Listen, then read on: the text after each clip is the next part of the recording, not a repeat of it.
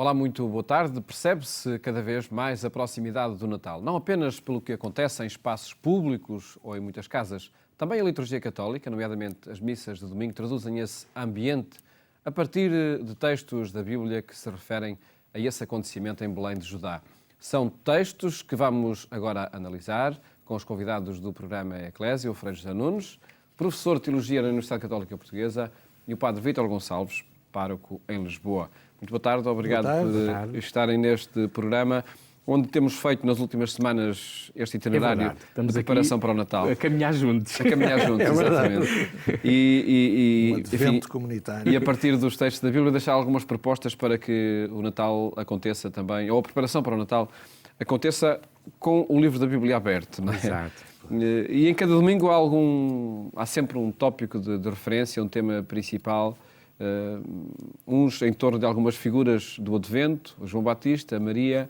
Neste caso, o quarto domingo do Advento, Padre Vítor, há uma personagem, São José, que emerge. É, São José. São José o Silencioso, como um escritor um dia escreveu um livro sobre ele. E até porque, como estamos no ano em que o evangelista de serviço é São Mateus, precisamente... Que é ali de forma continuada nas Eucaristias. E o São Mateus apresenta-nos não uma anunciação a Nossa Senhora, que São Lucas que nos dá, mas a anunciação a São José. E, de facto, esse texto e novamente a repetição nessa narrativa daquele nome de Deus, Emanuel, aquele nome do Messias, Deus connosco. Penso que José e a experiência de Deus ser connosco e querer ser connosco, e é muito interessante, porque São Mateus dá a anunciação a José, pegando no texto de Isaías que escutamos na primeira leitura, e como é que termina o Evangelho de São Mateus? Com Jesus a dizer, eu estou sempre convosco até ao fim dos tempos. É lindíssimo. E eu penso que, como uma dinâmica mesmo, porventura, para este tempo, temos tudo aquilo que está à volta do presépio. É tão importante nós fazermos o presépio. Foi o São Francisco de Assis que o inventou, não é? Pelo menos que o inventou logo de uma forma tão extraordinária, que foi um presépio vivo. Nós não é possível fazermos isso, embora haja muitos lugares que fazem, mas que seja vivo connosco, com as nossas figuras, desde, por exemplo, eu lembro às escolas em que são desafiadas as crianças para fazer imagens do presépio, até não só as imagens habituais. Uma vez numa família fui ver quem é que estava também no presépio. O Homem-Aranha, o Super-Homem e um conjunto de outros, de heróis e de imaginários que os pequenitos quiseram lá pôr, porque tudo vinha adorar o Menino Jesus. E na cidade de Lisboa... Falo até já disso. Sim. Na cidade de Lisboa, já há numerosos anos, há uma iniciativa chamada o Presépio na Cidade. O Presépio na Cidade, que tem a ver com um presépio mesmo construído, que tem estado em frente à Igreja dos Mártires, ali no coração da Baixa de Lisboa. Foi na Alameda também. Foi na Alameda. No início, sim. E deste ano não sei se de facto continua nos Mártires, mas sei de algo que a propósito vai ser realizado. No contexto, no domingo sempre anterior, domingo ou sábado ao Natal, é feita uma via da alegria, quer dizer, uma caminhada da alegria. E este ano, no sábado, precisamente amanhã, da parte da tarde, a iniciativa Presépio na Cidade convida a fazer uma caminhada do Marquês de Pombal pela Avenida Liberdade abaixo. Ainda não se está certo onde se vai terminar, se no Rocio, se porventura na Igreja de São Domingos, há de ser assim num contexto. E quem sabe pode ser um momento também bonito de exprimir, mas que nas nossas vidas o presépio é a nossa experiência humana ali com os diferentes participantes do nascimento de Salvador. Queremos nós também ser participantes desse nascimento. Frei José Nunes, este é o último fim de semana antes do Natal. É o tempo para as últimas compras ou é o tempo para quê? É o tempo... Sim, pode ser para compras. Eu não sou contra as prendas, já sabem que eu... Portanto, eu acho que sim, podem ser um sinal de amizade, de preocupação, de interesse pelo outro, sinal de que se pensa no outro, quer dizer, que se gosta de partilhar. Portanto, era bom que a gente pudesse dar todos muitas prendas uns aos outros, materiais e não só. Um beijo ou uma flor pode ser um excelente presente, quer dizer, pronto. Portanto, é tempo de pensar também em presentes, com certeza, não? Mas de um ponto de vista também de fé e de celebração da fé, as leituras, a palavra de Deus também nos convida a outro tipo de vivência, não é? Quer dizer, e de meditação. Este caso, por exemplo, que nos aparece no Evangelho de hoje, que estávamos a conversar com este personagem principal, o José, não é? O homem silencioso, o homem de que não se fala muito, praticamente São Mateus é que fala dele um bocadinho, em 2 ou 3 circunstâncias. Estas circunstâncias em que nasceu Jesus também nos dizem algo muito importante sobre a nossa fé. Jesus é o Emmanuel, é o Deus connosco, como dizia o Padre Vítor. É Deus que vem ter connosco, para estar connosco, para viver connosco. E para viver não como um extraterrestre, mas connosco nas realidades que nós também vivemos e nas quais participamos. E, portanto, ele assume, Jesus é Deus, mas assume totalmente a condição de um ser humano e vive numa cultura. Portanto, nasce, diz o texto de hoje, no quadro de uma família judaica tradicional normal. Há um homem, uma mulher, José, Maria, são noivos, há um contrato específico que rege os contratos de noivado e de casamento, e é nesse contexto que Jesus nasce. Era um acordo de famílias. Eles nesta altura, em Israel, naquela cultura, não buscavam muito o amor do noivo pela noiva e vice-versa, era mais um contrato de famílias, e isso estava regulado. E Jesus nasce nesse contexto. E assume essa cultura. Vamos ouvir o Evangelho. Vamos ouvir o Evangelho, exatamente. E depois já dá continuidade a essa análise que faz. Vamos escutar então o texto. O nascimento de Jesus deu-se do seguinte modo. Maria, sua mãe, noiva de José, antes de terem vivido em comum, encontrara-se grávida por virtude do Espírito Santo. Mas José, seu esposo, que era justo e não queria difamá-la, resolveu repudiá-la em segredo. Tinha ele assim pensado quando lhe apareceu num sonho o anjo do Senhor que lhe disse: José, filho de David, não temas receber Maria, tua esposa, pois o que nela se gerou é fruto do Espírito Santo. Ela dará à luz um filho e tu pôr-lhe-ás o nome de Jesus, porque ele salvará o povo dos seus pecados.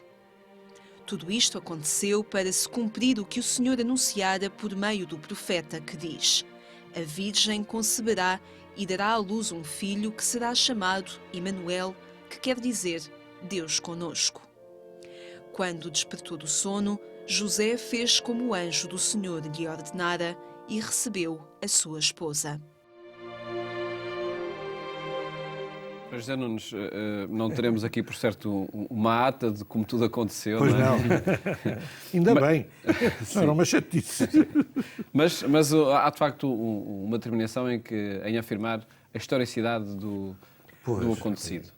Isso é muito importante. Quer dizer, o cristianismo realmente é uma religião, é a única religião até, em termos de história comparada da religião, que postula a crença na encarnação de Deus.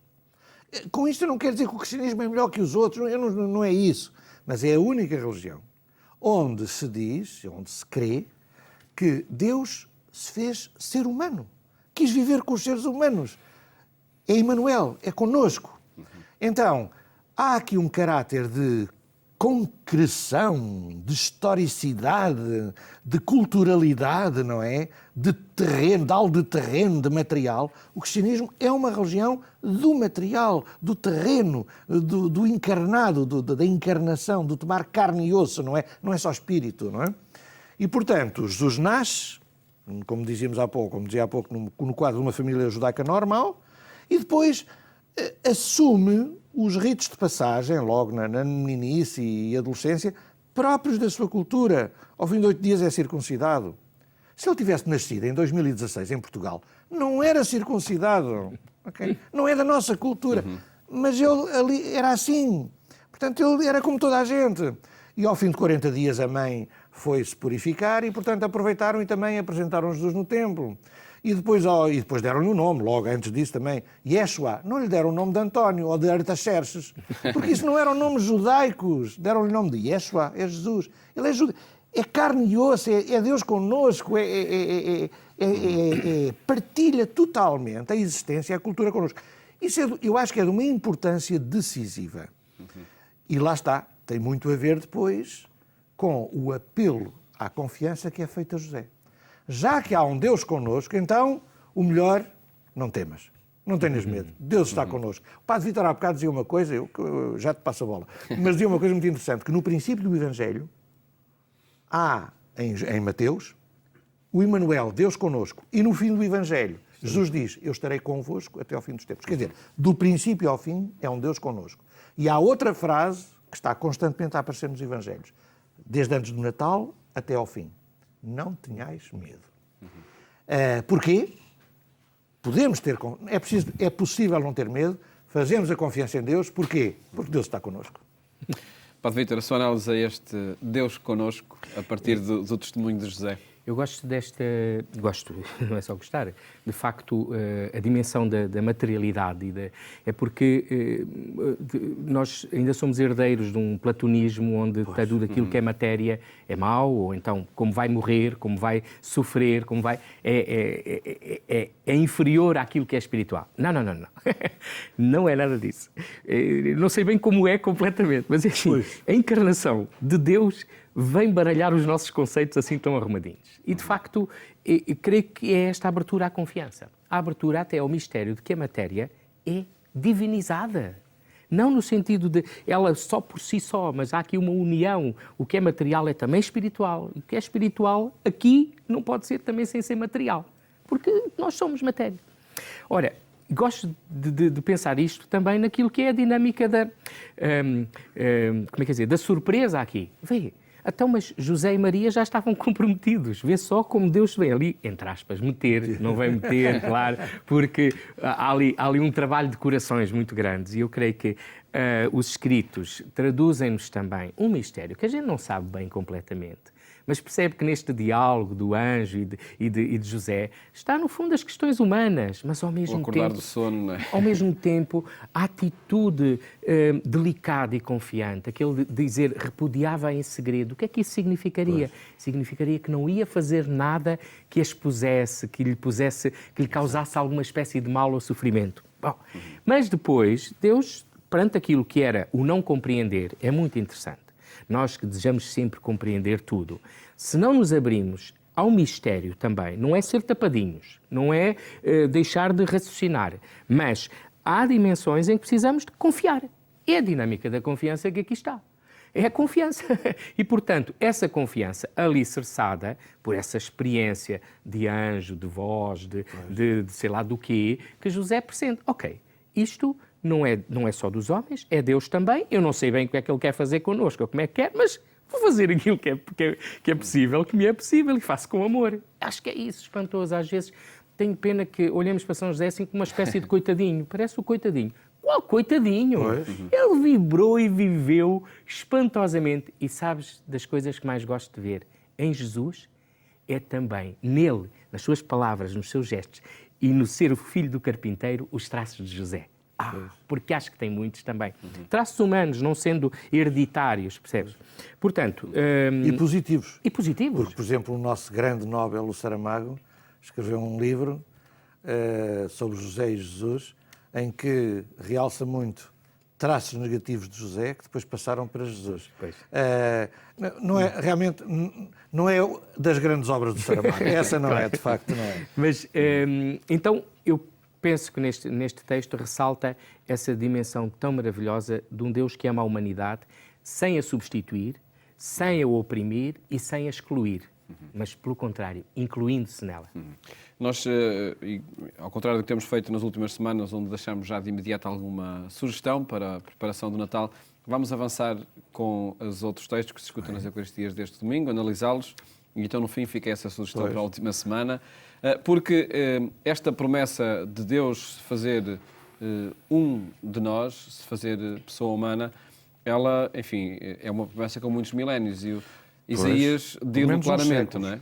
Pois. E séculos. Sim, séculos. A Virgem conceberá e dará à luz um filho, exatamente. E tem a ver com esta questão da dinâmica da confiança, de nós vivermos numa dinâmica de confiança. Passo a explicar um pouco porquê, quer dizer, neste aspecto. Portanto, o contexto em que Isaías diz isto, século VIII a.C., mais ou menos, não é? É no tempo em que há um rei Acaz que não era assim dos mais justos e mais sábios, enfim, bom. Mas não era bem essa a problemática. Por causa do país andar um bocado em bolandas, previa-se uma invasão estrangeira, como veio a acontecer. Bom. E então o profeta Isaías anuncia, dá uma palavra da parte de Deus, diz, a Virgem conceberá e dará à luz um filho.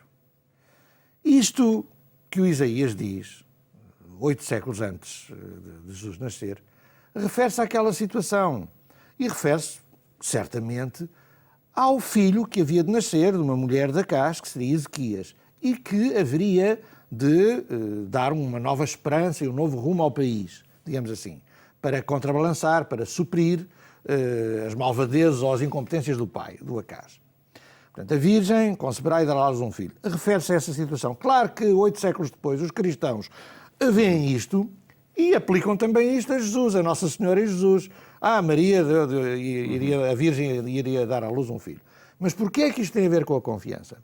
Porque a tentação do Acaz, do tal rei, era a de fazer confiança ou nas suas armas e seus exércitos, ou na aliança com certos povos, para lutar contra aqueles que os iam invadir. E o profeta Isaías, no fundo, está a dizer, nada disso, não deves confiar nas tuas forças nem em apoios humanos, mas em Deus. E Deus dará um sinal, a Virgem conceberá e dará à luz um filho. Portanto, has de confiar em Deus e não em apoios humanos. O que é um tema muito comum nos profetas. E então, nesta altura, no século VIII, Oseias diz a mesma coisa, Amós um pouco também. Bom, então cá está, a questão da confiança. Confiar em Deus, não é? E depois logo se verá como é que as coisas, como é que nós também colaboraremos na solução dos problemas e das situações, mas confiar em Deus, não é? Deus connosco. Mesmo que queira, entretanto, acrescentar alguma coisa a este texto, eu passava já para a segunda leitura, claro. Da Epístola aos Romanos, onde também há esta dupla condição, nascido segundo a carne, mas constituído filho de Deus. Essa não é dupla, mas é una. Portanto, estamos no início, é o início preciso da carta aos Romanos, portanto, do versículo 1 ao versículo 7, e vemos como Paulo se apresenta, mas o que ele coloca como centro, o centro não é ele, o centro é o Evangelho de Deus, o centro daquilo que ele vai dizer, de todo esse grande texto, portanto, programático para os cristãos que viviam em Roma, é Jesus Cristo. Ele é Jesus Cristo, nosso Senhor. E por ele recebemos esta missão de apóstolo, a fim de levarmos todos a obedecer à fé pela honra do seu nome. Portanto, no fundo, é abrir-se a Deus, abrir-se e querer mesmo, não só Deus connosco, mas eu também com Deus. Nós com Ele. E eu acho que este com é tão importante, porque é a dimensão da comunidade. É aquilo que, no fundo, confiar, sim senhor. Confiar em Deus, fazendo, há uma expressão muito interessante que é assim, fazer tudo como se dependesse de mim e dos meus, sabendo que tudo depende de Deus. Portanto, essa dinâmica. E este texto toca-me especialmente por duas palavras espantosas de Paulo. Ele diz, chama aos romanos aquilo que eu sinto que são os cristãos e todos aqueles, no fundo, toda a humanidade. Vós, amados por Deus e chamados a ser santos.